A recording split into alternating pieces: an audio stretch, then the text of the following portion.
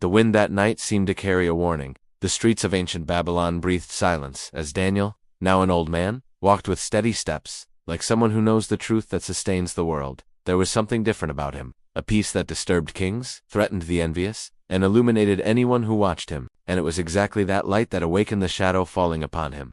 In the golden palaces, whispers spread like serpents. Ambitious men, unable to find any flaw in Daniel, decided to attack him in the only place they knew he would never yield, his faith, and so they convinced King Darius to sign a rigid decree. For 30 days, no one could pray to any god or man except the king. A law crafted with precision and aimed at only one target. But at sunset, while the city grew quiet, Daniel climbed to his room, opened his windows toward Jerusalem, and knelt. He did not hesitate. He did not think twice. His words rose to heaven with the calm of someone who knows that truth is not negotiable. And there, before the Eternal, the conspirators found him, without surprise and without shame.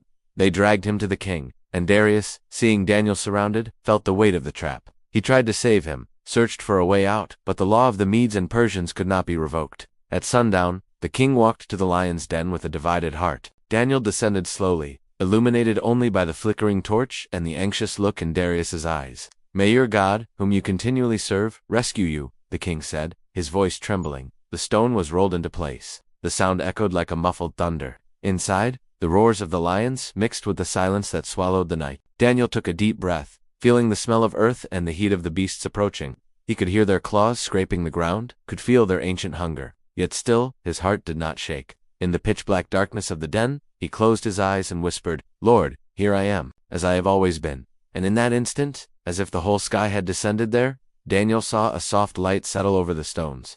An angel appeared, firm as mountains, calm as quiet waters.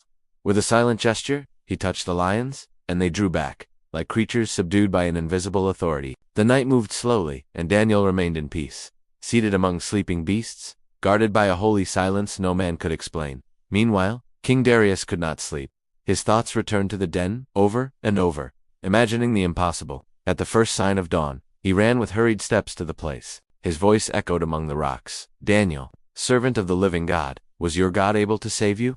For a moment, only the wind replied. Then, from the darkness, came a calm, steady, living voice. "O king, live forever. My God sent his angel and shut the lions' mouths." Darius's heart burst with relief. He ordered Daniel to be lifted out at once, and no injury was found on him, because he had trusted. And that day, before all of Babylon, the king proclaimed that Daniel's God was living, eternal, powerful, that his kingdom would never end. The den that was meant to be the end became a stage of glory. The roars that were meant to announce death were silenced by the faith of a single man. And the story echoes to this day, reminding every weary heart that no night is too deep for the God who guards, no roar too loud for the God who rescues, and no den strong enough to imprison those who trust. Because when faith stands firm, even lions bow before the light.